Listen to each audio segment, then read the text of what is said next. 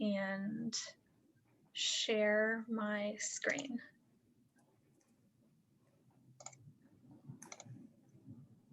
All right, and Kyla, you can just say next slide when you're ready. All right, sounds good. Good afternoon, everybody. Thank you all for joining us on this beautiful Monday afternoon. Today, on our agenda, we're going to review our ground rules, as well as review the structure for RVAgreen 2050, and we'll also look at the strategy inputs for this environment group. And we will have a lot of fun drafting some strategies throughout this meeting. Our main objectives for today is to understand all of the inputs that are going into RVAgreen 2050 and to draft our strategies for equitable climate action and resilience. Rand, we can go to the next slide. Just as a reminder, here are our ground rules. We want to ensure that everyone is being respectful, being present, everyone participating, but no one dominating. Let's not be repetitive. So if it's not additive, just keep it to yourself. We're going to try to aim for consensus, be open to some new ideas. If we're going to bring a problem, also bring a solution. Make sure we're separating people from the problem. Ensure that you are speaking for yourself and from your own experience. We can utilize our Zoom reactions, and sometimes when it's taking too long, we will Elmo it. So we also ensure that we make space throughout this meeting for everyone to be able to participate. We can go to the next slide. So just as a little review, our structure for the draft version of RVAgreen 2050 was going over our goals, our visions, our community priorities, the pathways, and today we'll be looking at our revised objectives and drafting our strategies, and then later on we will go into the actual implementation plan. We can go to the next slide. The climate action goal for RVAgreen 2050 is to reduce greenhouse gas emissions 45% by 2030. And we are comparing that to the baseline of 2008. And by 2050, we want to be able to reach a net zero greenhouse gas emissions goal. For our climate resilience, we want to prepare for, adapt, and improve the City of Richmond's resilience to local impacts of climate change. You can go to the next slide. For our vision, all Richmonders, regardless of their identity or neighborhood, will be able to thrive in a climate resilient and climate neutral community. Remember, we have 4 supporting principles that are associated with this as well. Next slide. Our community priorities, we have 7 of them. Thank you to our wonderful community outreach coordinator, Kendra Norrell, for engaging with the community and identifying these 7 priorities, which are guiding the work that we are doing. We can go to the next slide.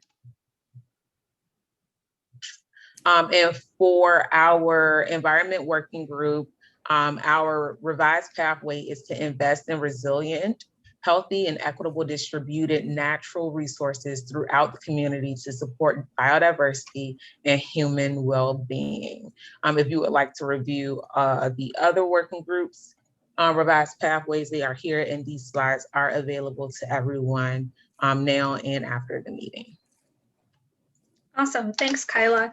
I can't see the chat for some reason, so Kyla, can you, when you get a chance, just put the slide link in there so that if people want to follow along, if they jumped on after I shared it before, they can do that.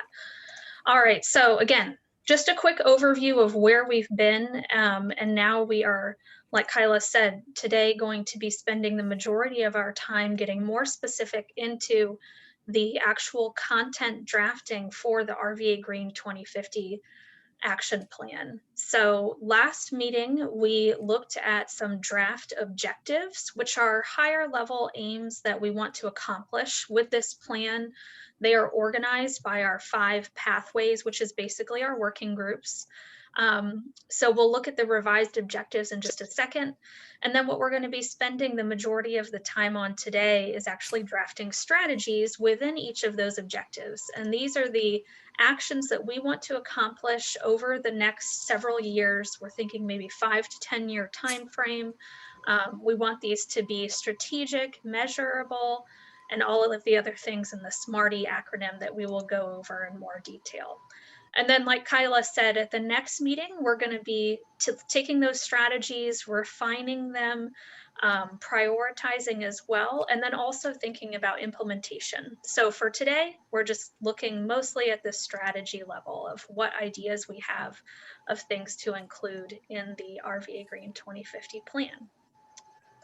So so last meeting, again, we gave you all for review 3 objectives within the environment pathway for RVAgreen 2050. And again, these are higher level aims that we're sort of using to organize our strategies. These are the revised versions of those objectives that we looked at last time. You will have an opportunity to provide feedback on these, but I wanted to provide an overview before we jump into the rest of the content for today. So we can come back to this content, but the overall feedback we heard around the objectives, some of the more general feedback was simplifying language. So we've tried to do that here by being more explicit about what we're trying to accomplish within the environment area.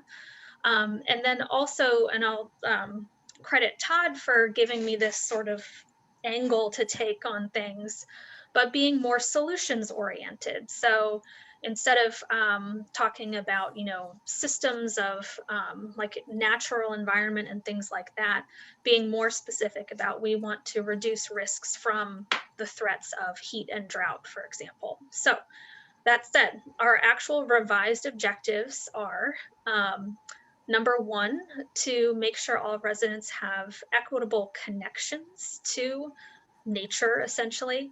What we mean by connections, and there may be a better way to say this, so if you have feedback, please hold on to those comments for when we get into our discussion. But what we mean by connections is not just physical access, but also information, engagement opportunities, both in terms of planning and actually interacting with natural spaces, and other ways that residents might get in touch with nature, however you want to define that. And then our second and third objectives, again, are more solutions focused. So we want to reduce the risks and impacts to the community and the natural environment from our climate threats of heat and drought. And then also on number 3, precipitation and flooding. So we'll be getting into these in more detail in a little bit, but those are our revised objectives as they stand right now.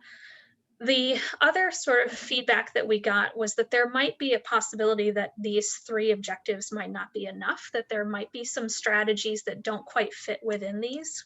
So I left that open as a possibility. Of course, we want all of your feedback on this. But one of the areas that a couple people have brought up, including actually one of our other working groups, was the concept of carbon capture and sequestration, and how the natural environment, particularly trees and green space, can play a role in actually reducing the amount of greenhouse gas emissions in our atmosphere. And then there are a couple other topics as well. So we'll get more into whether we might want to create like a 4th objective to maybe capture those sorts of topics. So again, this is just a quick preview. We're going to be getting more into this in the discussion today. Before we get into today's activity, though, we do want to present some information that will hopefully help to provide a little bit more context for helping us work together to draft the strategies within the environment pathway and under these objectives.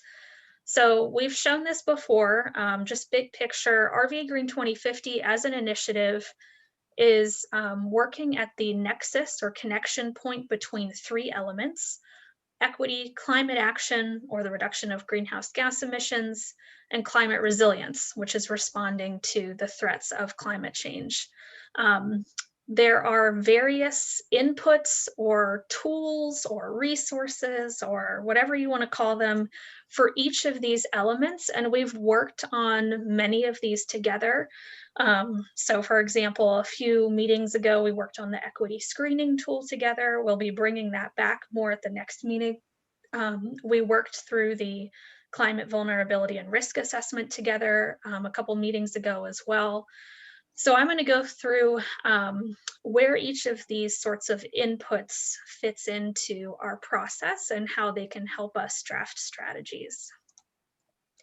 The actual process for drafting strategies that we're proposing, and I just realized this should say environment, but anyway, we have 5 working groups doing all of this at the same time. So anyway, the inputs that we are considering, again, these are tools, resources, whatever you want to call them. We've divided into a couple categories. So we have a set of what we're calling technical information that I'll present related to greenhouse gas emissions and the climate vulnerability and risk assessment. Thanks, Kyla, if you're editing that. And then we have a set of policy inputs, for lack of a better word. These are things, that are like examples that we can draw from other cities, what they've put into their climate action plan. These can be, the policy inputs can also be things we've heard from the community, relating to community priorities, things like that. But all of that information is just to help us get to today's starting point, which is looking at a sort of foundation that's being set for us by the Richmond 300 Master Plan, which was adopted last December. And I know many of you participated in that process, but that sets a foundation for climate action and resilience for the city of Richmond that we want to build on. And then we're also bringing back all of the ideas that you all gave at the last meeting that were maybe too specific to be objectives, but are perfect now to consider as strategies. The actual activity that we'll be doing today in this sort of brainstorming session is coming up with ideas for strategies, and we're doing sort of a high-level checklist for whether or not we sort of put a strategy in to move forward in this process. The first sort of checkbox is it needs to either reduce greenhouse gas emissions or increase resilience to our climate threats of things like extreme heat and flooding. Maybe it can do both of those things, but if it does neither, then it's not an actual climate action or resilience strategy. So we don't want to include things like that in the brainstorming activity.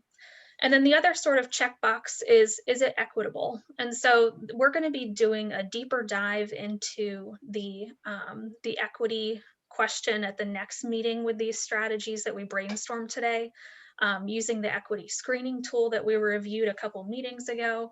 But for now, just keep this sort of higher level.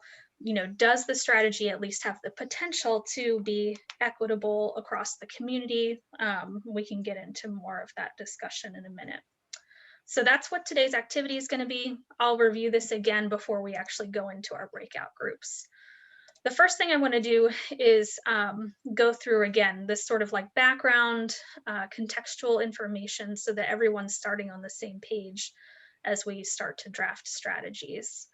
The first, what I'm calling input for RVAgreen 2050 is a process being conducted by a consultant called the GreenLink Group, which is based in Atlanta. They're working with our office on climate and energy modeling to see, with the RVAgreen 2050 plan, how much can we reduce the cities and the whole community's greenhouse gas emissions by taking different levels of action. So what they've done so far is looked at our current greenhouse gas emissions in these 3 areas of buildings, transportation, and waste. They projected out using their sort of tools and best practices and experience. They projected out what would happen if we don't take any action today. So if RVAgreen 2050 wasn't a thing, if we didn't care about climate change and we just sort of let things go as they are now, And then they also looked at, okay, what if RVAgreen 2050 is a really ambitious plan?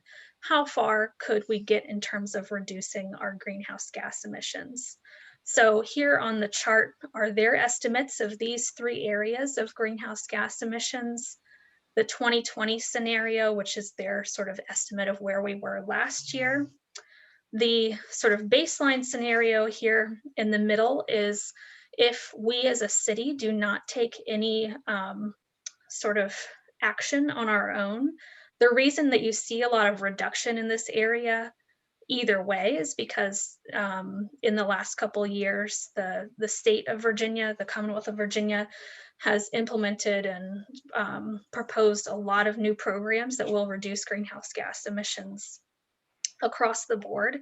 But then this last sort of 2050 scenario, as they're calling it, is if we as a city, as a community, take a bunch of ambitious actions to further reduce our greenhouse gas emissions. And what they found is that with really ambitious action, we can reduce Richmond's total greenhouse gas emissions by 72% by 2050, which is a lot. It is not 100%. We know that there will be a little bit of emissions left over that we may need to, let's say, buy carbon offsets for or something like that. There's also going to be a lot of new technology coming on board in the next 30 years. And so this is, with what we kind of know now and the technology we have now, where we might get. So that's a lot of information. Not a lot of it is particularly relevant for this group because we are not looking at, the electric grid and where we're getting our energy, how we're powering our vehicles and things like that. Those are topics that some of the other working groups are covering, but we wanted to let you know that this process is happening alongside what we're doing, which is kind of looking more at the climate resilience end of things. So if anyone has any questions, please don't hesitate to ask. We can also provide a lot more data, but this is a high-level overview. What I did want to show is that along with the potential to achieve that really huge drop in our greenhouse gas emissions, there will be a lot of co-benefits of taking this level of ambitious action. So the same consultant group has projected out that if we do all of this sort of work to reduce our greenhouse gas emissions, at the same time, we can be doing a number of things that are going to be very positive for the community, like creating new jobs and also saving a lot of money at the community level and at the individual level on things like healthcare. So good things across the board. And again, happy to share any of this in more detail with you all if you're interested in. All right, so that's our sort of first input. The second input on the technical end is coming back to what we talked about, I think 2 or 3 meetings ago, which is the climate vulnerability and risk assessment. So just as a reminder, we were looking at the fact that Richmond is getting hotter and wetter. We are seeing more sort of just generally hotter temperatures, more heat waves, more extreme heat. On the sort of precipitation end, we're seeing more storms more often. With the warmer temperatures, we expect more of that precipitation to fall as rain, but the last couple of weeks, we have seen a lot of ice. And there are, I think, a lot of studies being conducted right now to connect all of this kind of crazy weather to climate change as well. Anyway, so we were looking at that context and the fact that even if we reduce all of Richmond's greenhouse gas emissions, we will still be affected by the impacts of climate change. So we wanted to look at how our community would potentially be impacted by that so that we can then draft some strategies to increase our resilience.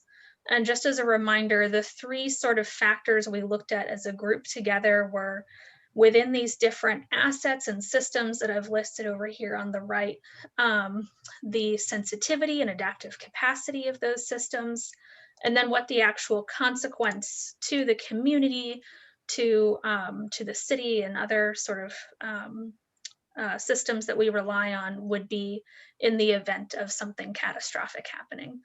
So all of that input you all provided during that meeting, and we have combined that with data that we have on the last element here of probability, which is um, all of that considered about sort of our physical world, what assets and systems are actually in harm's way. So where are, the city's urban heat islands?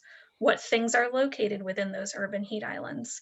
Where are the city's floodplains? Where is the federal government projecting that we will experience the impacts of sea level rise?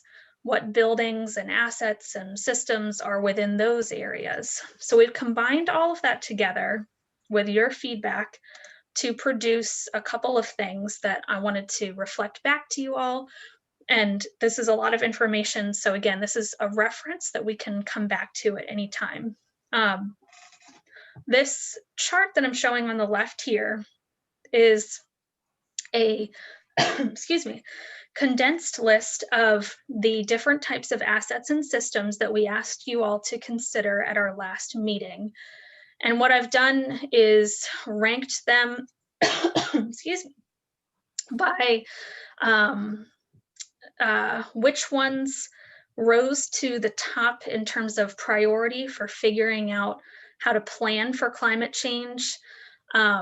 With this actual chart, I think it looks like I ranked it by threats related to water. So flooding, extreme precipitation, things like that.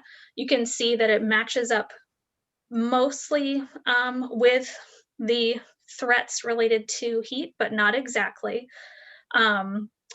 What I sort of take from this, again, at a high level, is that both heat and water are threats for the natural environment and for the sort of environmental related systems that our community depends on. So we need to draft strategies to address those threats and help our community be more resilient.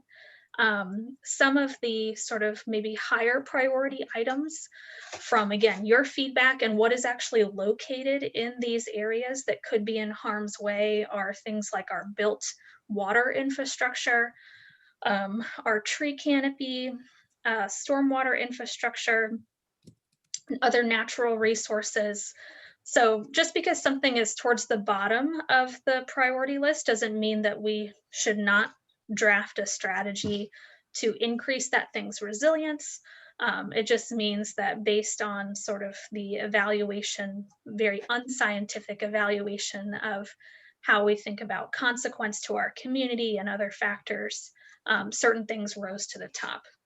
And then over here on the right, I just captured some of the feedback that we got from the comments at the meeting that I wanted to share. Essentially, just again, high level, we heard that when it comes to water infrastructure, and this is for drinking water, stormwater, sewer infrastructure across the board, that obviously both heat and water threats like flooding pose a danger to our community.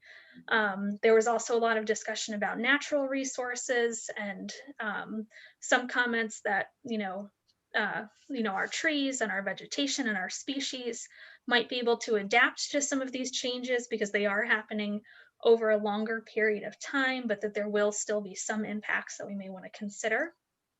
And that also we want to consider in this strategy drafting process how these natural resources can help us become more resilient for our community itself. And then lastly, that our community sort of green spaces, our parks and other places will also be impacted by the threats of heat and water as our climate continues to change. So again, high level overview of where your feedback plus our sort of analysis of climate data got us. We can come back to this slide as a reference as we are drafting strategies. Also happy to provide any of the more detailed data if folks would like it. So any questions about this piece or the technical piece that I presented before on the greenhouse gas emissions? No, feel free to put them in the chat and we can come back to them when we take a break or anything like that too. Okay, so then just to sort of wrap up the context setting for today's activity, a couple more things that we want you to keep in mind. One, which Kyla reviewed earlier, but just that we do have these 7 community priorities, which again are sort of broad themes of what we heard when we went out to the community last summer and asked, what are your priorities? What are your needs and wants and strengths outside of climate change? And so we want to be thinking about how we can link climate strategies to these community priorities. And we will use the equity screening tool that we worked on together a few meetings ago to help us do that. Another sort of source of maybe inspiration or examples that we can pull from is a list of sample policies or strategies that was provided to our office by the consultant doing the greenhouse gas emissions modeling that I mentioned earlier. Again, they've gathered these from other work, from best practices, other cities, so we just wanted to share them with you. Kyla, if you could, can you put the link to the laundry list? I already got it. You're good to go. Awesome. Perfect, thanks. So I'll just mention that all of the example strategies that we have had access to as staff, you now have as part of this laundry list tool that we put together. It's about 100 or so different strategies from all of these sources that I'm going through that you can reference if you'd like as we're drafting strategies for Richmond. We also have a set of strategies that we pulled from other cities, from their climate action and resilience plans. We tried to pick cities that had come out with plans relatively recently, as well as ones that had some sort of like equity focus. But there are a lot of climate action plans out there. And if anyone wants to share another example, we are totally open to that. And then we have the Richmond 300 master plan. So we reviewed this a little bit last time, but there's a lot in the master plan that intersects with what we're talking about here in our RVAgreen 2050 process. We're going to be using the actual strategies from Richmond 300 today as a jumping off point. So we'll get more into specifics of what that looks like in a minute. And then last, but definitely not least, we gathered all of your input from the last meeting where we were talking about objectives and pulled out anything that was maybe too specific to be a high level objective, at least in terms of what we were thinking, to bring back to today's strategy discussion so that we didn't lose any of those great ideas. These are just a few examples. All right, so that is context for today. I know that is a lot of information, so these slides, as well as we as the sustainability team, are here to help you remember these things, reference these things, and provide assistance wherever we can. What we are going to be asking you to do today in breakout activities, breakout rooms in just a few minutes, is considering all of that contextual information, as well as your lived experience, your expertise in your field, your expertise as just a human being living in the Richmond area, experiencing climate change alongside us, whatever you're bringing to the table today. We want you to give us your ideas for what strategies should be part of the RVAgreen 2050 action plan within the environment pathway. Again, we will be starting with a jumping off point of Richmond 300 and the ideas that you all brought last time. So I'll show you what that looks like in a minute. And for today's discussion, we want to keep the filter, I guess, pretty high level. We don't need to get into the nitty gritty of any one strategy right now, unless you have time. But at this point, we just want to be concentrating on strategies that either reduce greenhouse gas emissions, or what is more likely for this group, increase resilience to climate change. Again, it could be both, but if it's neither, then it's not part of RVAgreen 2050. The other sort of checkbox is it equitable? And again, we're going to be diving deeper into the equity question with the strategies that we come up with today at the next meeting. So be thinking about how some of the strategies that we're talking about today could be linked back to the community priorities. So, can they create jobs? Can they reduce housing costs? Can they increase safety and beautification of neighborhoods, things like that. But we'll be coming back to that again in more detail at the next meeting. The reason that we're focusing so much on this sort of basic checklist is because we want to make sure that at the very least, our strategies are starting from a place of meeting our RVAgreen 2050 nexus concept. This is a slide or sort of some information that we've gathered over time to illustrate this a little bit more in case this is helpful. So across the horizontal axis here, we have the sort of nexus component of climate action, or the reduction of greenhouse gas emissions. So across horizontally, we might have actions that produce a lot of greenhouse gas emissions, like burning coal to power homes, something like that. Over here, we have climate action strategies like putting rooftop solar on homes to power them. Across the vertical axis, we have our climate resilience strategies. So starting, at the end we don't want to be on, which is increasing risk to climate threats. This would be something like building a new housing development in a floodplain. Bad idea. We don't want to do that. Up here on our climate action side, resilience actions could be things like building a flood wall to protect existing developments or something like that. And where we hope to be in terms of this nexus is here in this quadrant, which are strategies that might address both of those things. I've gathered some examples, again, just in case this is helpful, of what we don't want to do, which is meet one of these, but while making it worse on the other side. So something like that would be increasing fossil fuel-based air conditioning to cool homes.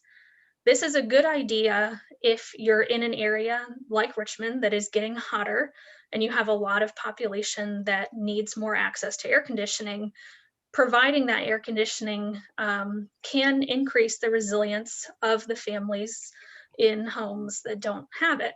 But if we continue to use things like fossil fuels to produce the energy to power that air conditioning, then that's just going to increase our greenhouse gas emissions and overall make the problem worse in the long run. On the other hand, we can have things that increase resilience, but also, no, this is increase, sorry, let me get this straight. So another example would be increasing density without providing for things like trees and green space. So when we talk about density, this could be, putting buildings closer together that allow for people to drive less, let's say, or to take shorter trips to get from home to work, which is good because that would reduce emissions from things like transportation.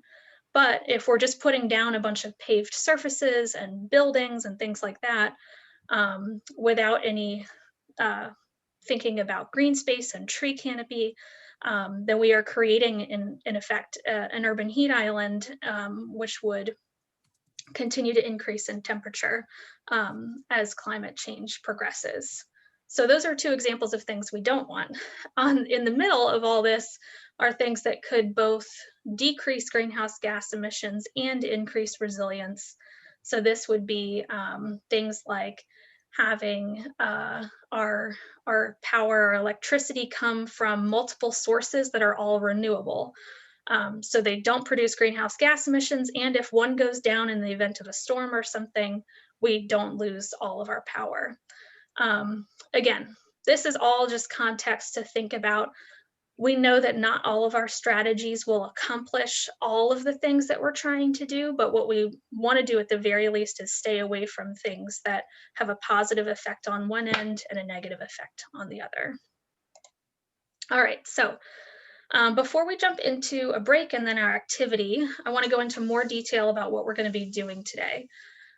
So very similar to last time where we had breakout groups and you discussed one objective at a time. Today, we're going to do the same sort of format where we have breakout groups, but this time we're discussing strategies within one of the objectives at a time. So we will have 3 rounds of probably 20 minutes each. And in each round, you will be looking at one of the newly revised objectives and drafting, coming up with ideas for strategies within that objective. Kyla, Jen, and I will be facilitating one objective each, and we will provide you with more information once we get into the groups. We will also help you build on feedback that previous groups have provided and things like that. Jen will be looking at with you all objective number 1, which is all about access to nature and connections to the environment. Kyla will be working with you all on objective 2, which is reducing risks from heat and drought. And then with me, we'll be looking at reducing risks and increasing resilience, obviously, to precipitation and flooding. What you can use your 20 minutes within each of these areas to do is look at the new objective language and provide any feedback on that. But what we want you to do is probably spend most of your time on the actual drafting objectives piece. So these are what the activity slides look like. And I want to give kind of an orientation so that everybody's clear on what to do here. Again, if you can't, for some reason, access the Google Slides or have trouble, like moving things around and stuff, just let us know. Verbalize your feedback. The facilitators can write it down in the slide notes and things like that. We can also provide this presentation as like a PDF so you can follow along. Just keep us posted. Very informal today. What you will see under each objective is that we have pre-populated some information for you as our jumping off point. So this is an example from objective number 3. We have the revised objective language at the top. If you'd like to provide feedback on that, feel free to discuss, or you can just put some feedback in the slide notes, and we provided space for that. In some of the objectives, we had a lot of strategies from other sources, and we tried to break it up a little into what we call buckets. So you might see under like objective 3, we have a bucket or a topic area of green stormwater infrastructure. And then we'll have another topic area of something else. Feel free to disregard this if you want. It's really just, it was a starting point for us to be able to organize the information that we're providing. What you see pre-filled in on the sticky notes on the slides, and there's plenty of blank slides for you all to put your ideas in addition to these, but the blue slides, sticky notes are strategies that come from Richmond 300. So these are things that have already been drafted. They are in an adopted city plan, the city's master plan. So we want to be considering that those are already sort of out there, and we know that they can help to achieve the goals that we're looking to achieve within RVAgreen 2050 as well. Then we have green sticky notes, which are ideas that came up last time with the group. We tried to organize these a little bit so there wasn't, too much going on here. So we combined some ideas, and but feel free to add your ideas, no matter what they are, to the blank sticky notes, which are these yellow sticky notes. So just double click and add your ideas. I'll just show you here. We have a lot of sort of starting points, so we provided like a whole slide of blank ones for you all to provide your ideas. So task number 1 is, what are the gaps? So as you look at the blue sticky notes from Richmond 300 and the green ideas from the meeting last time, what kinds of things aren't being addressed already within the draft objective? Put those on the yellow sticky notes.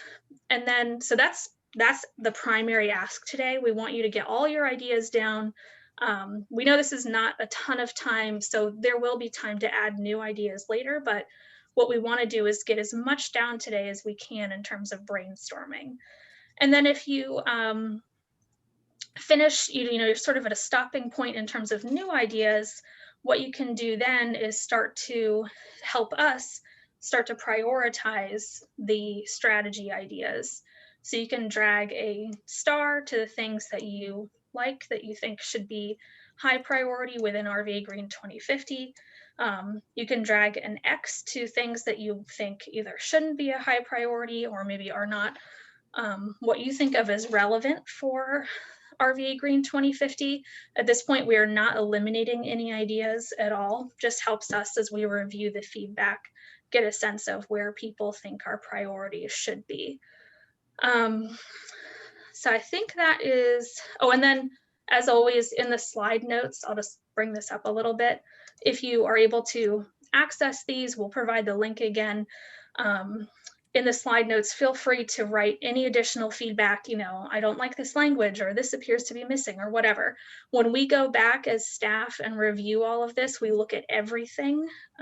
So as long as it's in this slide, or it's said during the meeting, or it's in the Zoom chat, we will get it and incorporate it into how we move forward. So again, we're going to do 3 rounds, 20 minutes each. One for each objective. The last thing I'll say is that we also have a blank sort of area down at the bottom in our activity slides that are for potential strategy ideas that may not fit within our current objectives. So I put carbon sequestration as one example here that to me, maybe we might want to draft a new objective for. But if you disagree, feel free to put that on here in terms of feedback. If you have an idea and you're just not sure where it fits in, feel free to put it there. We will gather it up and clean it up later. That's it for the activity. Does anyone have questions about what our ask is for today, and how we're going to do this? No? All right. We'll give a couple minutes. I'll be here if anyone does have questions. Now we are going to take a 6-minute break. So please come back at 1:50 and we're going to split you all up into your breakout rooms. I'm going to stop sharing. So if anyone has questions, please feel free to voice them.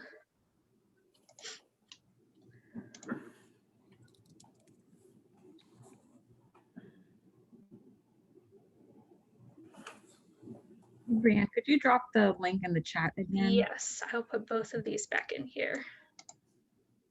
Hope you're doing well, Wafame. Thanks for joining. I know it's a busy day for you. Busy afternoon, I mean. Yeah, how are you doing? How are you and the little one doing? Oh, we are good. I'm an iceberg. I don't know if I've said that before, but that's how I'm referring to my body right now. So I look like normal here, but if I stand up, you're like, whoa. All right, let's do breakout rooms.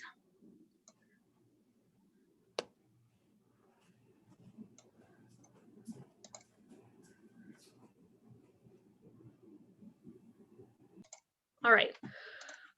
So as I said, we are starting on objective 3. So in the slides, if you would like to go to, let me put this link in the chat, we will be on slide 37, or really 38. This objective, just as background, didn't change a lot in terms of intention from the original kind of version, which was all about water resources. But what we did do in this revised version was make it more solution oriented. So instead of just thinking about water resources generally, we want to be reducing risks and impacts to the community and natural environment from extreme precipitation and flooding. Then what you'll see on slides 38 through 40 are the actual ones that we're going to be working on together. I separated the Richmond 300 / ideas from the group last time into 2 categories, just to hopefully make this a little bit easier to review. The first one on slide 38 is green stormwater infrastructure. And then the second one, slide 39, is strategies related to land and development loosely. And then slide 40 is just a free for all, but we wanted space for everybody to be able to put their ideas. So unless anyone has any other thoughts on how to get started, my thought is go ahead and take a few minutes to yourselves to look at what we're already starting with in terms of Richmond 300 and the ideas that folks came up with at the last meeting. And then feel free to start throwing out ideas for discussion and filling in the blank Post-its with new ideas, and we can go from there. And obviously, let me know if you have any questions.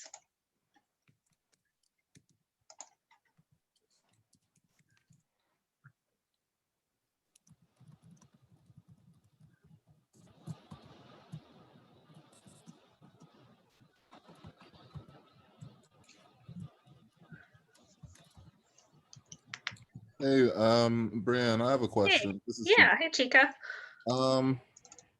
I don't know if I'm looking at the right document. I'm looking Uh-huh. at Environment Work Group 2821 drafting objective. Oh, that's from last time. Let me get you the new link. Hold on one second.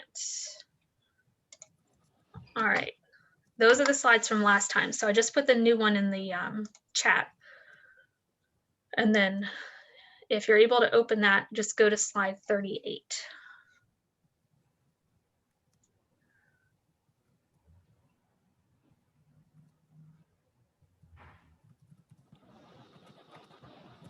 Okay, Got it? Cool. thanks. Sure.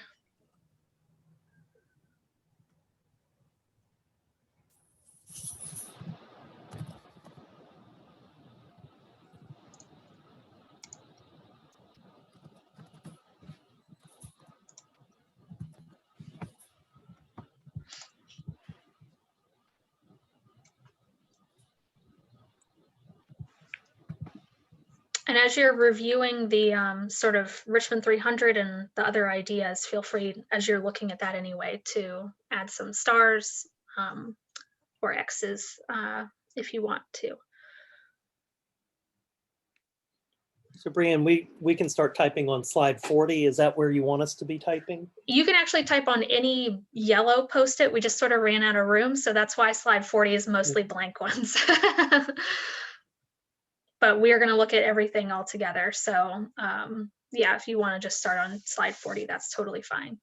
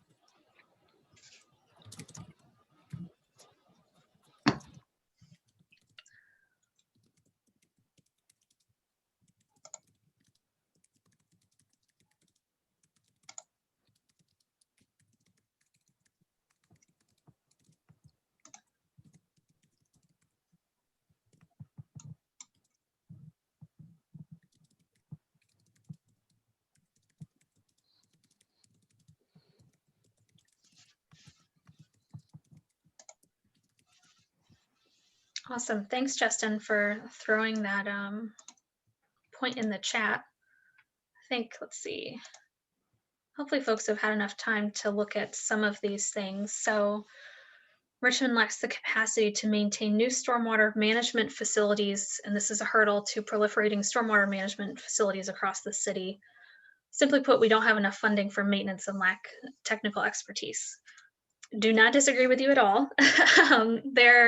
Hopefully we carried this throughout, but one of the things that we heard in the feedback from last time, just even on the objective level, was that we already can't take care of what we already have, essentially, given current like funding levels, staff capacity, both in terms of time, but also technical capacity. So I think there's there's one thing on slide 40, which was around workforce development opportunities and increasing capacity that way. But if folks have thoughts on like, just being really specific about how to say what we want in terms of like capacity to address things like maintenance and management, let's get those ideas down now. Any other thoughts are welcome.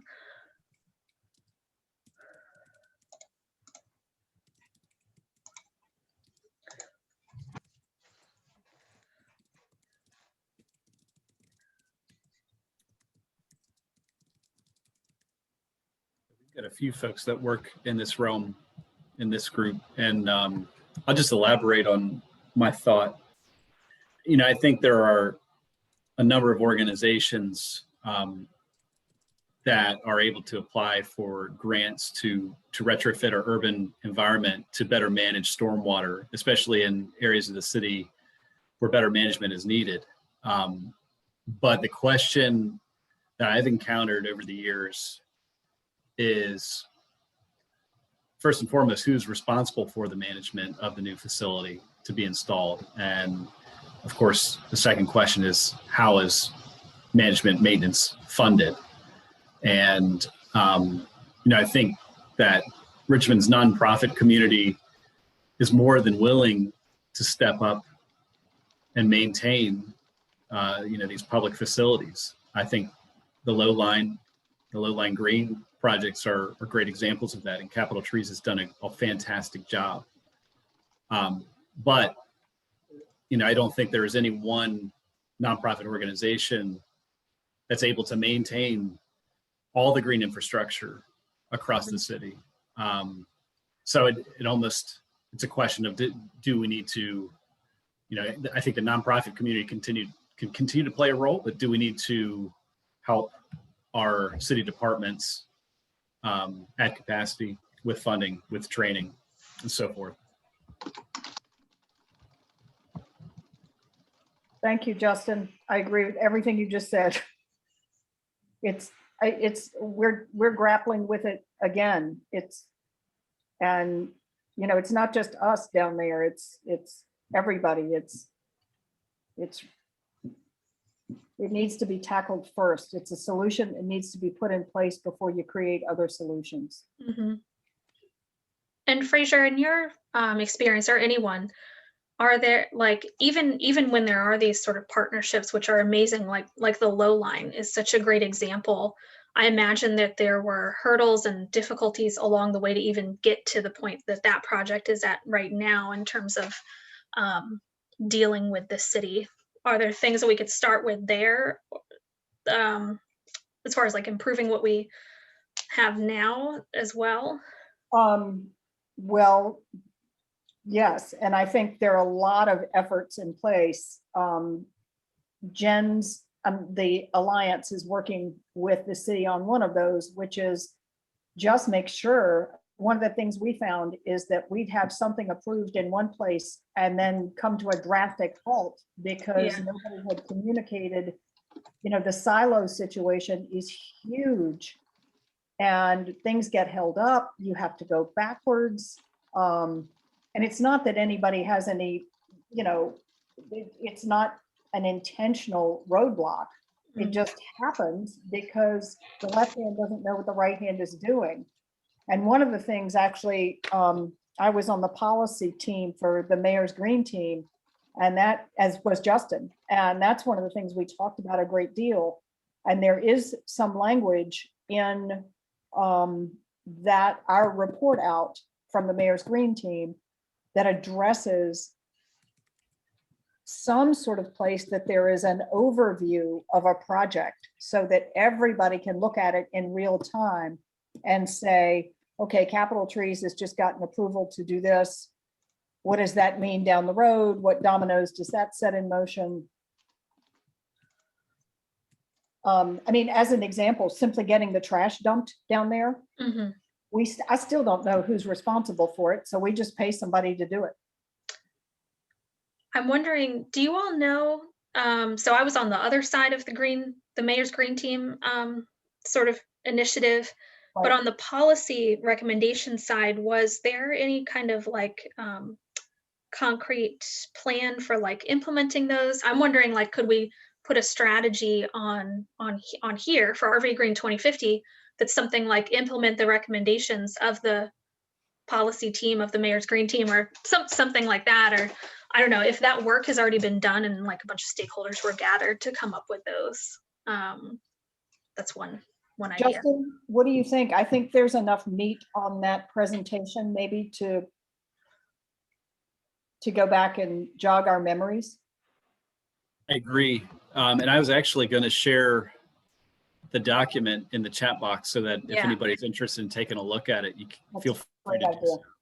Yeah, if you find it, Justin, put it in. I'll put it in the slide notes. I'm also just going to put as a, like, just so we don't lose this idea on a sticky, I'm going to put just what I said, implement recommendations. Well, one of the other things that occurs to me, and this did come up in the Green Team conversation, RVA H2O actually has a series of mandates. One of them around native planting. You know, something as simple as that 80% in city, I think this is right. If it's a city property, 80% of what goes in there has to be native.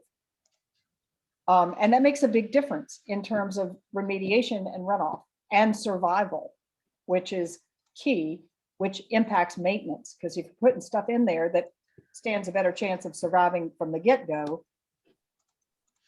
But reviewing some of those RVA H2O, some of them are mandated by the state, some of them came down from the state to the city. Yeah, and there's an idea came up at the last meeting about implementing. So there were a bunch of comments at the last meeting related to RVH2O, essentially just like implement it. And then one additional comment about using a more ground up approach. I put that on slide 38 as one of the ideas from the last meeting. If y'all want to add to that at all, please feel free. Do that on any of the slides. And just as a heads up, we have about 5 minutes left. I'm sending a time update to the rest of the groups, but you all might not get it. I'll just make comments. I'm not sure if it's following all of our rules though.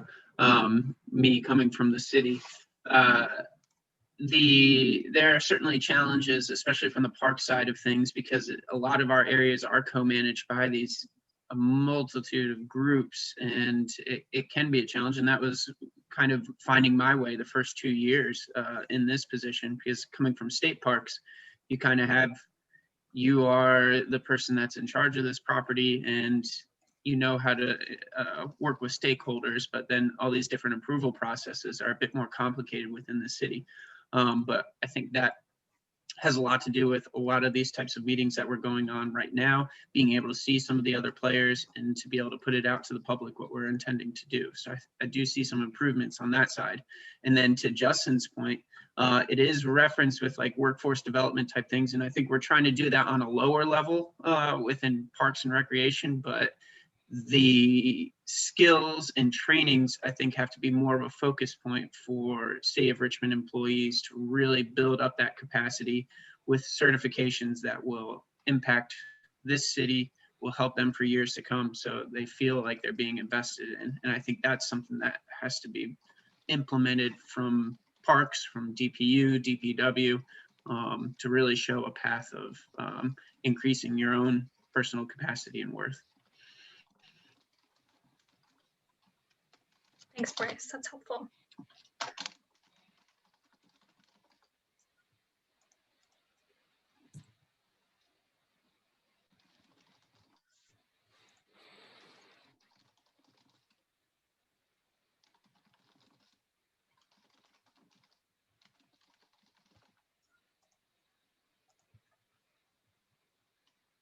All right, and thanks, Justin, for the link. I put that in the slides too, just so it's part of all of this context.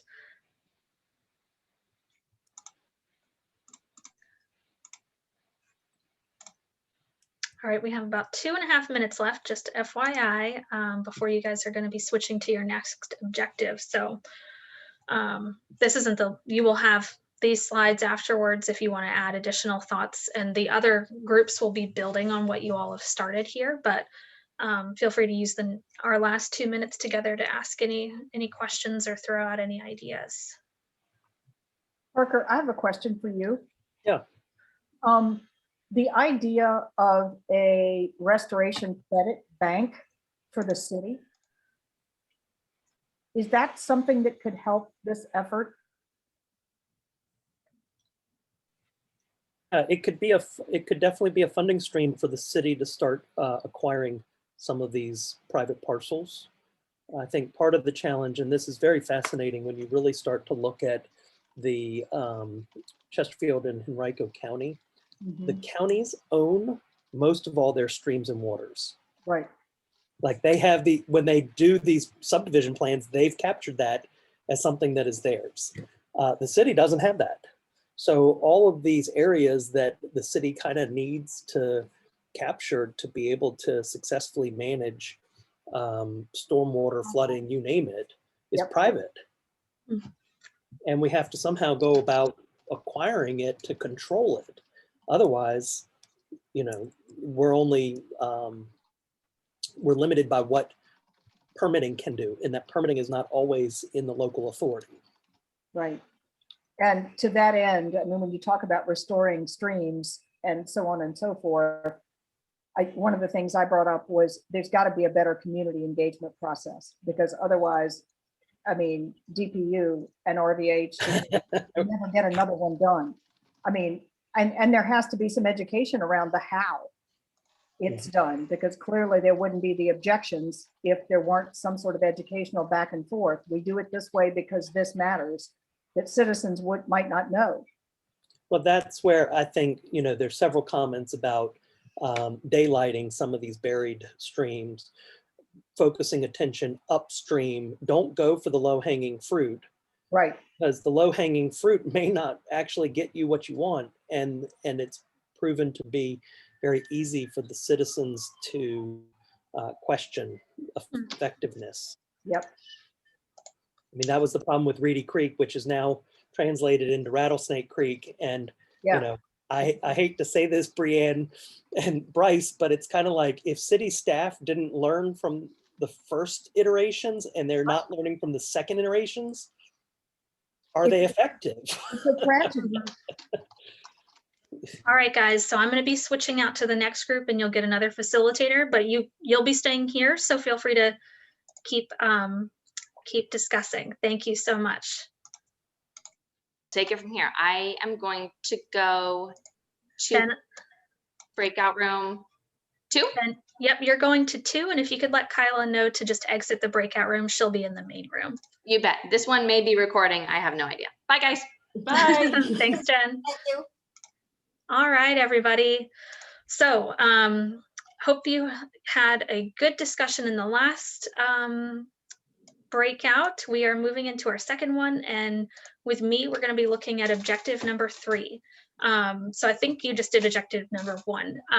But with objective 3, we are looking to reduce risks and impacts to the community and natural environment from extreme precipitation and flooding. So on your activity slides, thanks, Todd, appreciate it. You can go to slide 37 or 38 if you just want to start just looking at the content. Would anyone like me to share my screen so we can all be looking? Brianne, I would like you to. I haven't figured out how to access the particular slides. I apologize to the group again. No, you're totally good, Mary. Okay, and we can always do this. This is no problem. So here is what we're looking at with objective 3. Let me start my timer. Got too many things going. All right, countdown has begun. All right, so again, objective 3. This hasn't changed a lot since we looked at the objectives in our last meeting. In terms of intent, what we're trying to do here is just increase resilience related to water threats generally. With the new objective language, though, we are getting a little bit more purposeful about wanting to increase resilience and reduce the risks related to things like extreme precipitation and flooding. So I will just go through these slides. We've got a few slides of ideas that came up last time. Again, those are the green sticky notes. Then we have strategies that are included in the Richmond 300 master plan. Those are the blue ones. And then the yellow ones are ideas that just came from the last group that looked at this a few minutes ago. And you can see that they are already also started to drag some stars to things that they think should be prioritized as part of this. I want to give you a couple minutes to digest this information. And then as you all look at this, feel free to throw out any comments or questions. Just so that we look at all of the slides together, I'm going to give about 5 minutes per slide, and then we can come back to any of the content as needed. Hey, Brianne, I, for some reason, cannot put my stars work on the other ones, but the bottom left across the board, more capacity for maintenance, including work. Yes. I want like a giant star on that one. Okay. All right. I have a problem with the stars as well. Oh, no. Can All right, well, I've got a giant star on it. Monica, you let me know. You can you can always like even add, if you can add text, you can just write like star or priority or something if you want. Feel free to do that, or I'm happy to add stuff. Sorry, you guys, I don't know why the editing is different with this one. Okay, yeah. Yeah, because it's shifting around from what I see on the Google slides versus what you have up here. I see now you're on the second thing. But, yes, sorry, I just switched to the next slide. Yeah. Yeah. So feel free, if it's easier, to just look at your own screen and listen to the discussion. I do like, I don't know if there are any areas where it applies, but I like the idea of using conservation easements to protect private land. Awesome. I think that land down there on the north bank of the Huguenot Bridge area, which is private land. Thanks, Mary. I put a star there for you. And what was the specific? Let me add. Oh, well, that was just an example. Yeah. I don't know how much private land we have in the city that's in the floodplain, but we sure do want to go into conservation easement if we can get it there. Right. I don't see anything, and maybe I overlooked it because there's quite a bit here about mitigating human health risks as a result of extreme precipitation and flooding. I'm specifically thinking in rental properties that have experienced flooding. They're going to be more susceptible to things like mold.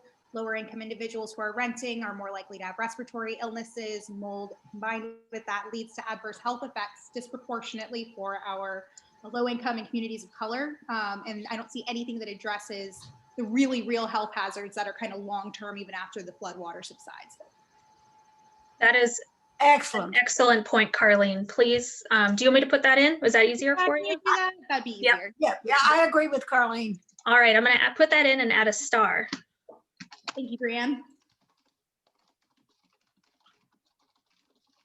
Oh, identify depaving opportunities, removal of impervious surfaces, and an installation of, what is that pavement, that allows drainage, permeable pavement. Permeable. Yeah, that gets a start for me. Okay. It's expensive, but it's worth it.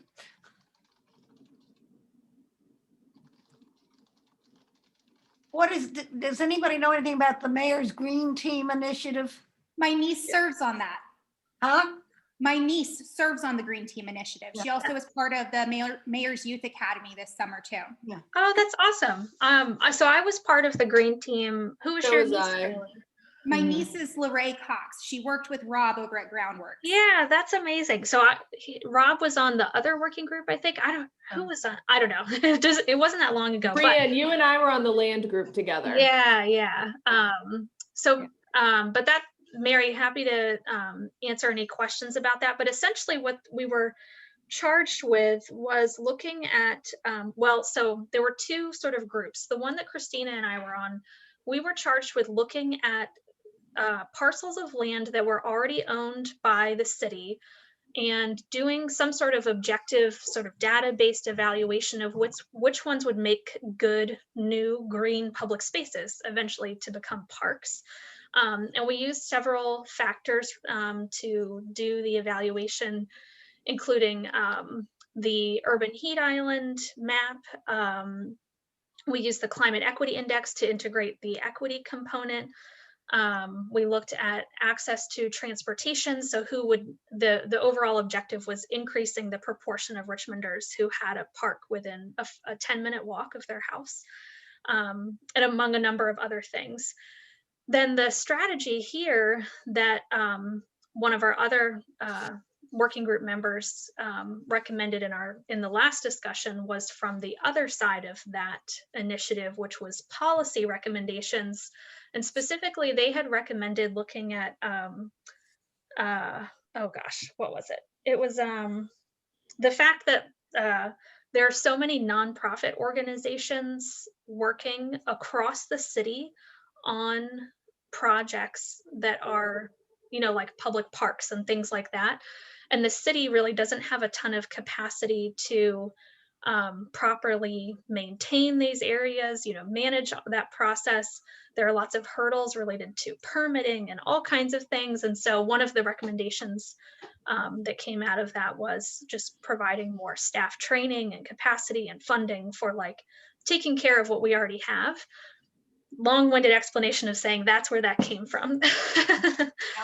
I would like to make a general point along those lines, but it's something I've been thinking about, is I do think we want to try to support wherever it possibly fits, already done local efforts, whether it's Richmond 300 or this group, over bringing in something new.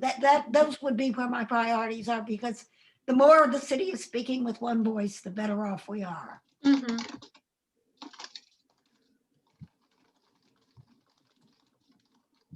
That's very interesting and this was, what you were doing. I agree with it too, having been in the trenches. Yeah. Awesome. Thanks, Mary. I put that in. Take care of what we already have. And Mary, just so you can see, there's one more slide. This was mostly Richmond 300 content, just so that you can take a look at that. But please feel free to keep voicing your new ideas and I'll put them on sticky notes. Yeah. I noticed something else that's missing. Yes. There's an extremely vulnerable community that's going to be affected by this, and that's our homeless population. We have a huge homeless population, and maybe it belongs under that other note that I made, but like if we talk about extreme precipitation, extreme flooding, this big ice storm we had, I saw like 4 or 5 people standing outside in this and really didn't have anywhere to go. And I'm sure that's going to have long-term impacts on them physically, but also when we consider, what happens when people aren't getting a need met, it kind of leaves a vulnerability in the community as well. And that's not addressed on here either. Yeah, great. I'm going to put that on here. So let me write this down, and then I have. It also makes me think about just like, go down a pipeline and places like that, and you see maybe they're not just standing, but like you see their camps and things like that. That's, the first kind of flood right there. Yeah. Yeah, the needs of the homeless are going to get more acute as weather changes. Yes. I think you're Great right. way to put that. And what we currently offer, in terms of, shelter, like for example, when we think about climate threats, the only thing I can think of is that the city opens cooling stations during the day when we get above 95 degrees. And then there's the other extreme is below 40 degrees at night. There are facilities that are available for people to go to. But like for example, the city, I know when we had these ice storms and a lot of people lost power, they opened up a few public libraries so people could go and charge like their devices and stuff, which I thought was great. But we have a lot more needs to be met than just being able to charge like your phone and whatnot. So I think that's a great point, Carlene. Not to beat a dead horse too far, but like I appreciate that there's this access during those extreme conditions, but it feels kind of like a Band-Aid on a bullet wound when you really think about it. And if we're not really kind of addressing some of those underlying things, I mean, I think the fact that we're discussing this while we're in the middle of a pandemic is relevant. We know that climate change and the precipitation changes and weather changes will all facilitate more diseases that we're not accustomed to. And when we take a disease like COVID-19 that mandates sequestering yourself into quarters in order to prevent further spread, and you factor in things like weather conditions that are happening simultaneously, and you factor in things like ventilation, it's a recipe for disaster that prolongs these kind of situations when we have people who have needs that could be met, properties that could be meeting this need. It makes the problem last longer than it needs to when we're not just using what we have for the people who need it. Excellent. Monica. Excellent, Carlene. Yeah, and also just to kind of follow up on that point, the ice storm was an occasion, for example, to practice emergency planning, and I didn't see anything come out of the city. And Brianne, those are stopgap measures, but like as Brianne has, Carlene has articulated, and hopefully we can reflect in this plan. It needs to be stepped up. And I think we can think of this as an equity issue in the sense of this is a population that we need to address, as well as people that aren't getting in the planning that live in the housing projects. Beyond the homeless, when you have as many people as we did without power this time, beyond the homeless. So I'm just saying, yes, include the homeless, but this is not just about the homeless. This is about all of us. Thank you all. And Carlene, I love the specific point that you made about matching the resources we have better with the needs that need to be met. I think particularly, I'm thinking about like, the city has tons and tons of like buildings and properties and all of that. How can we just be more efficient with the solutions? I don't know. There's something there that will become a sentence at some point.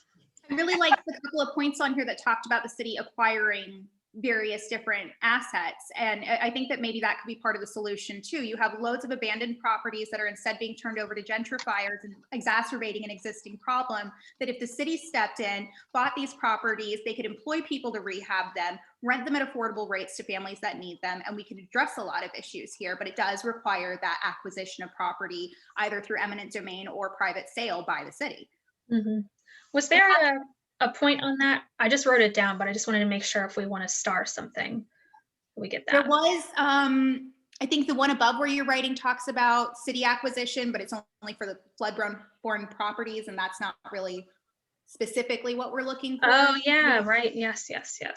I'll put the star, but it's also and expand beyond flood. Make a comment that I hope you won't take as negative, because we're addressing issues that are near and dear to my heart. But I think they're beyond, the issues of homelessness, except as it affects climate change, are beyond our mandate. And having said that, I'm going to hang my head in shame. No, Mary, that's such a good point. And I think that's something that comes up for us a lot. We're not creating for example, a housing plan for the city of Richmond. But what we do want to do is we're going to be addressing climate change. And so we want to be doing that in as equitable of a way as possible. So let's say in the end, we have, you know, in my wildest dreams, we have $1 million to, you know, fund some new programs or something. Let's start with the ones that address, you know, the highest need, whatever that becomes. We don't know at this point, but those are the kinds of things that you know, we want to be hitting as many of those like community priority boxes as we can with, because we just don't have the resources to say, well, let's just do this because it'll be great, like putting green roofs everywhere. That would be wonderful, but equity is part of our mission. Yes. So you, in that sense, you're definitely addressing equity. And I just want to give y'all a heads up in case you didn't see the notification, but we have about a little under 5 minutes left for this round. So as we've been talking, especially like, you know, Monica brought up the ice storm. These are all ways to reduce risk and impact, but do we need to be realistic? And like climate change is already happening. Do we need to come up with like better plans in place for when we have half an inch of ice and half the city loses power? Like, I mean, I know we've kind of talked about that a little bit with like having these, you know, extra buildings available and things like that, but like an actual plan. I have a sinkhole in my backyard from Dominion, and it's been there for like 2 weeks because of course they have more important issues with like power and things like that. And that's fine. But it's just like, it's kind of silly that I still have a sinkhole in my backyard from Dominion and they don't have the time to come out and fix it because they weren't prepared for this storm, you know? So I don't exactly know what I'm trying to say there, but just a plan, a better plan in place for when we can't, when the inevitable more severe ice storms do start happening. But to me, this is the plan. This is the thing that we're working on. I mean, that's why, you know, I'm trying to be, you know, specific. I know this is the, you know, these are the objectives areas, but yeah. So like you said, you know, how do we reflect, like you said, to make the plan more applicable, not just a general, you know, you know, just something to paint some green on and say, oh, you know, we did a equity plan. This needs to have some teeth in it. So like you said, we can hold, I think was it Carlene? You would say we need to hold some, you know, where's the accountability? Yeah, I'm totally with that. I think that you bring up a great point, Christina, that you don't have any recourse in all of this. I think, frankly, we need to address the power dynamics at play between Dominion and the rest of the community, and maybe asserting some of our we the people dominance to hold Dominion to a standard that they have to maintain, whether that's responding to emergency situations, maybe not putting ourselves in a Texas position because, frankly, the rest of the country is not in a better spot. We're just on a different grid. We can't let them wait until we end up in that spot before they address the underlying issues. So maybe some clear procedural things that Dominion, if they want to operate business, which they do because it's a cash cow, you have to do these certain things, and it's just the rules now. I couldn't agree with you more. I have a question. Regulation of Dominion is a state thing. It's not a city thing. I mean, and this, in my view, the state has done a crappy job of regulating Dominion. But for that reason, and only that reason, I would hold off on that. But as I say, only because I think it's beyond our domain. I would push back in so much that we are the state capital, and when we set a rule, it tends to set precedents. I would give you the cell phone rules that we have now. We might not be able to regulate how they conduct business in the entire state, but we can regulate how they conduct business within the city of Richmond. And if you start putting pressure on them, even in a small space, it shows other people that this is viable, this is doable, we can make wide sweeping changes, but it has to start somewhere. Why not with us? Go. And I just want to say we have about a minute left. So thank you all so much. And I just wanted to, hold on, let me finish typing this message. Okay. Mary, you are correct when it comes to Dominion is a state regulated entity. Carlene, I also agree with you that that there are some tremendous power dynamics to address with Dominion across this whole plan. And I think that's something that, you know, like in Richmond 300, just as an example, there were several strategies not related to this, but it would be like advocate to the state to do blah, blah, blah, or whatever. So that it's written down that this is a city of Richmond, like adopted priority. Something, you know, that's like the least we can do. I think we can maybe go beyond that, and we can talk maybe at the next meeting and in between also on like what else can we act, what's within our power, I guess, to start acting on and setting an example. But I think these are all wonderful ideas.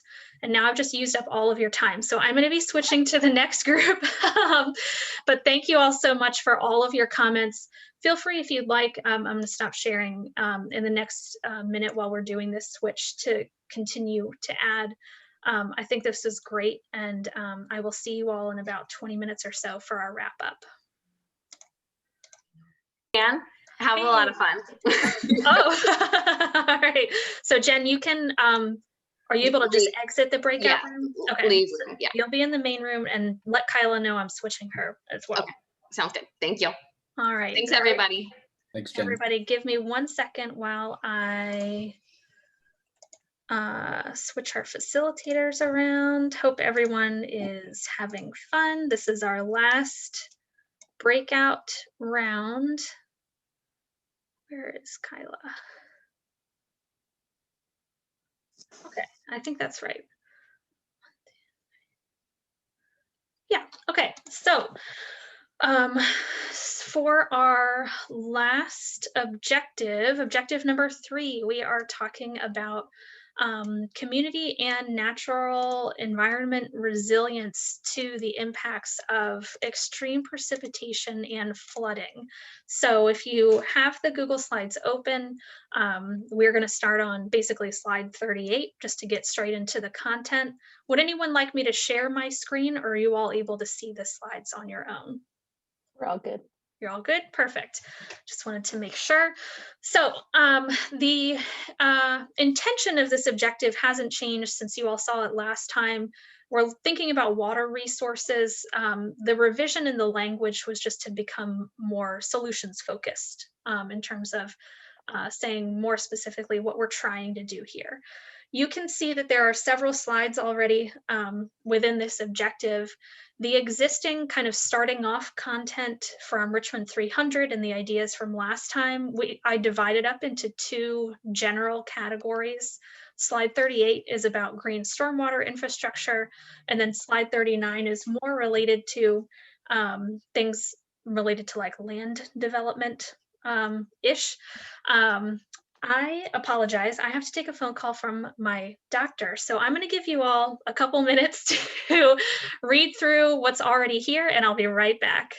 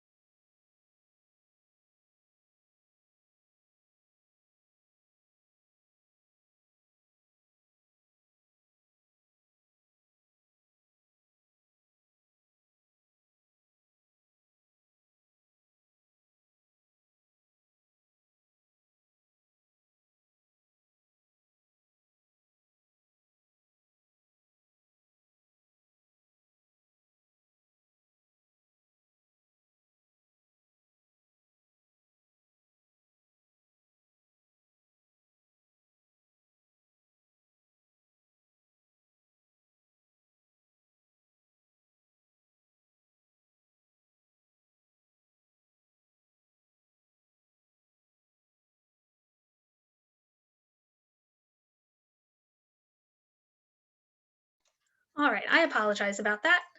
Let me know if you all have any questions as you're reading through the starting point sticky notes and the stuff that has been contributed from the previous groups, and feel free to jump in with new ideas anytime.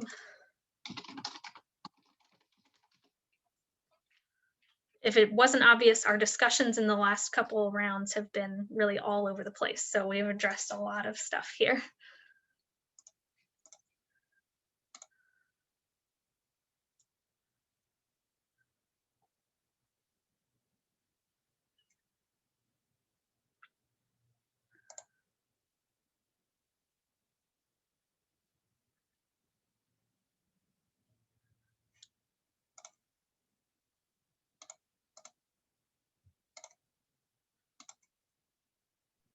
Does anybody know what the green alleyway program is or can explain that a little bit?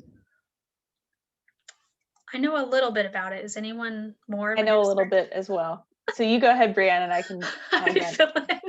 All right, so this is the Green Alleyway program, as I know it, is sort of an initiative within the stormwater utility, but it's within like public utilities generally. The idea, I think, is to tear up like old kind of dilapidated alleyways and replace the infrastructure with like permeable pavement, things that can manage the flow of stormwater through the alleyway in a better way. Yeah. And we have a few examples around the city, but I think it hasn't been the most used program. Like it's been around for at least like 10 years or something, but I think there are still only a few projects that would be under like a green alleyway sort of name that I'll say. Underutilized, that's what I'll say. Thank you. Sure.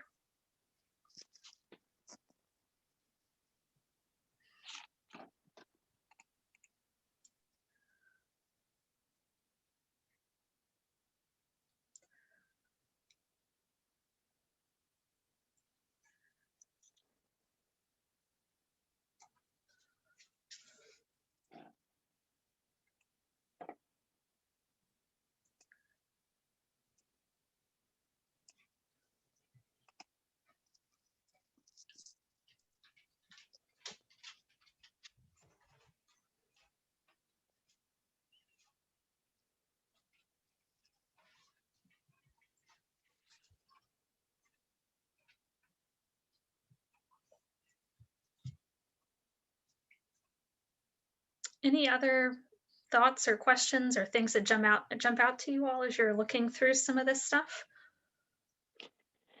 Brianne, do you know if there is any sort of overarching city design guidelines? I know some cities have started doing it voluntary with the goal of ultimately making them mandatory, sort of resilient design guidelines that would highlight best practices, building for future precipitation projections, future floodplain rather than existing, things like that. Mm-hmm. No, not that I know of. And Will, you might know a little bit more about this than me. I think what we do currently have are a couple things. Well, there's a ton of stuff in Richmond 300 related to all of this. I don't know what the plan is to like bring it all together into like design guidelines. On the resilience end of things, so we don't have like green building or anything, like that in terms of like requirements. We do have stormwater infrastructure design guidelines that are a little old and I think being updated right now. That's something I've tried to sort of get my fingers into just to make sure they're incorporating climate change in terms of the amount of stormwater at the very least that we're considering, but that's probably it that I know about. But I think that's a great potential strategy to have something like that. I know Norfolk has a something like a citywide resilience zoning quotient, something that's pretty cool. Basically all of their everything has to be resilient to things like sea level rise that they're dealing with down there. But yeah, great idea. I'll add it.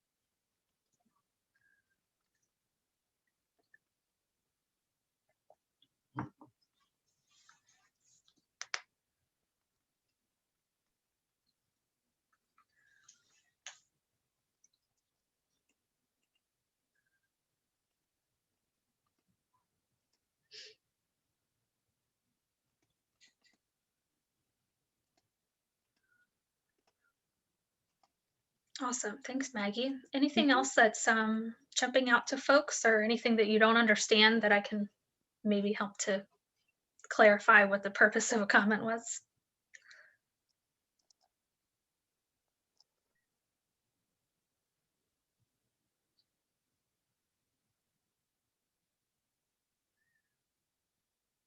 Just in terms of time, we're about halfway through, so about 10 minutes left for this round.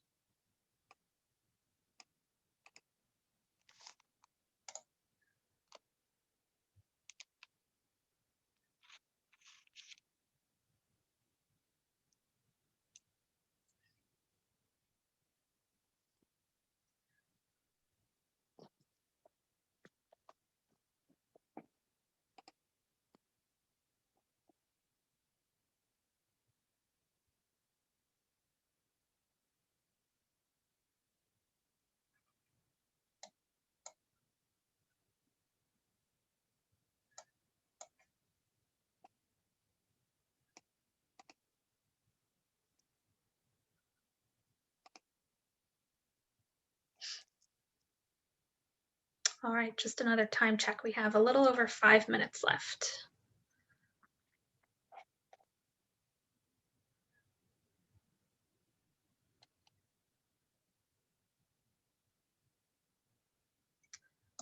It's interesting. I think the ice storms were timely to expand what we think about in terms of precipitation, for sure. That's been a lot of discussion today on this one.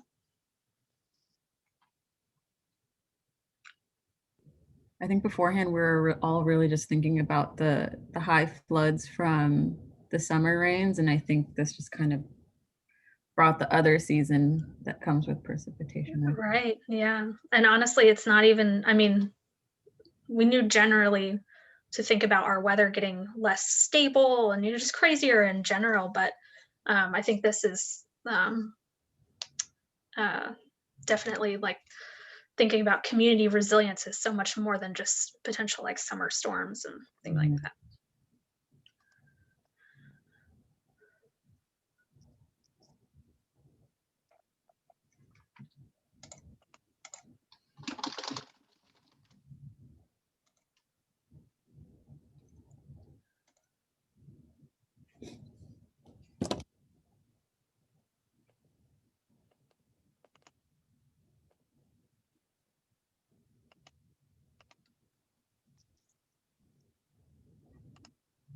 This one about addressing the power dynamics with Dominion seems admirable, but overwhelming. Yes, this was an idea that came out of the last group on this, particularly thinking about the ice storms actually, but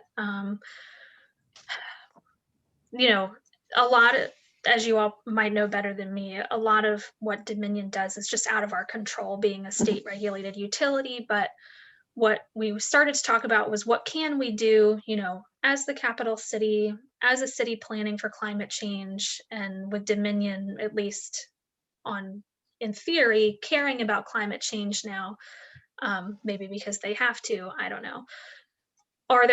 Is there more we can do, maybe in terms of advocacy or something like that, to start addressing, you know, beyond just the elimination of fossil fuel for our electricity needs, more on the resilience end? But yeah, so any ideas are more than welcome.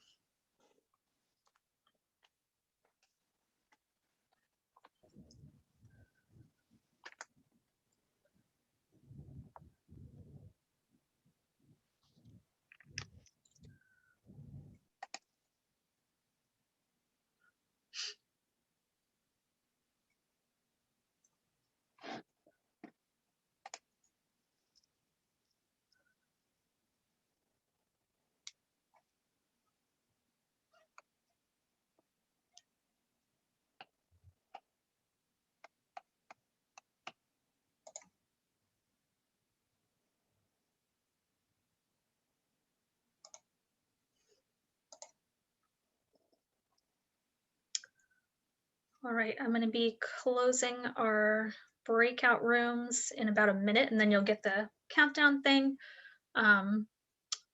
Feel free to keep working on this until we reconvene, and we'll talk about next steps, but you'll also have access to these slides after the meeting if you would like to continue to add any additional feedback. Thanks, Brianne. Yeah, thank you guys for all of your work today. Let me go ahead and do this.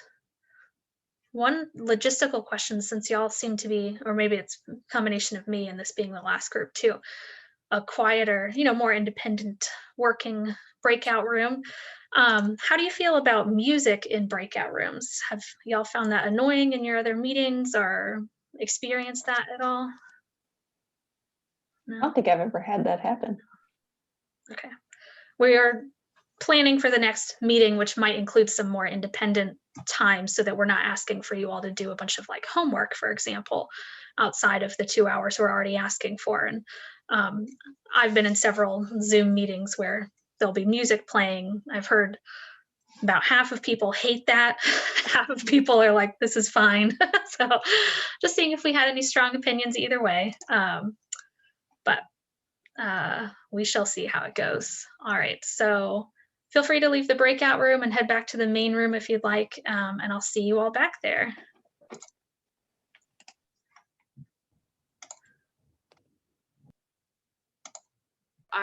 We're now combined with Brianne's last group. So did you all, Jen, did you all get the time reminders being in the room? You did. I didn't get the last, if we had one more last 1 minute one, I didn't, but I saw the 5 minute one. I didn't do, yeah, I just did the closing breakout rooms. So y'all probably didn't see that because you're not in a breakout room. So the other breakout room should be joining us in just a second. Y'all feel free to keep typing, discussing anything while the other group is joining us probably in the next 30 seconds or so. And I'm just gonna get my screen back up here. Wafa May and Maggie, how chatty were you? About the same as with you. We were a quiet group today. Yeah, I'm having such a Monday. So it's No, that honestly, it's totally fine. Whatever way that y'all work best, especially when we're asking you to get all of your ideas down on paper, or in this case, a Google slide. We are just here to help if you have like questions or comments that you want to discuss. So no problem with a quiet meeting, especially on a Monday like this. All right, so I think we've got everybody who's still in the meeting back. So I'm gonna just share my screen as we wrap up. So thank you all so much for all of your new ideas, your comments, questions, discussions, your stars, your X's, if there are any. I can't see any right now, but what we're going to be doing from now until our next meeting is internally as staff, we will be working through all of the ideas that you all have provided us today, as well as the ideas that are being provided by other working groups, just to see if there's any overlap between groups, just to make sure we're being efficient in all of that. At our next meeting, we're going to be starting back with the ideas that you all came up with today that will be cleaned up, and we'll be talking more about how to implement these ideas. So getting more into the nitty-gritty of who does it, when do we want it done by, how do we measure success, things like that.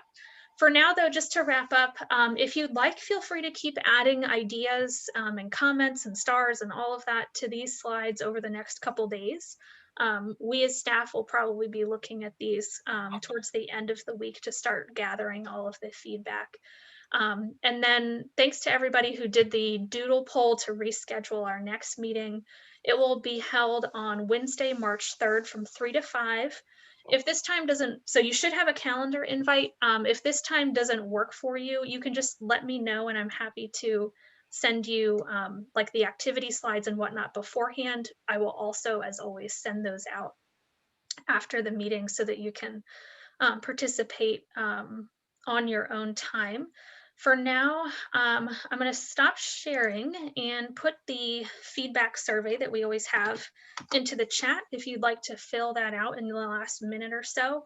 Also, does anyone want to share any upcoming events, updates about your organization, or resources? Feel free to unmute or put links in the chat.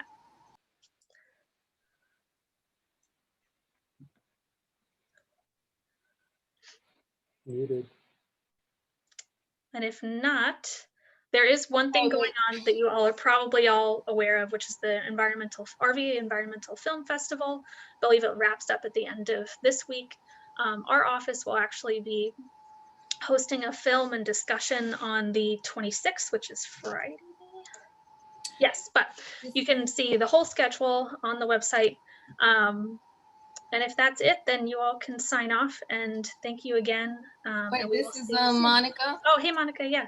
Hey, I want to announce an event. It's an environmental justice event occurring on March the 3rd from 9 to 11 called On Current Watch. And I think it's important because one of the things that that I keep elevating is the importance of industry in reduction of greenhouse emissions and carbon. So I'm including the registration link in the chat for anybody interested. Thank you very much for the opportunity to share.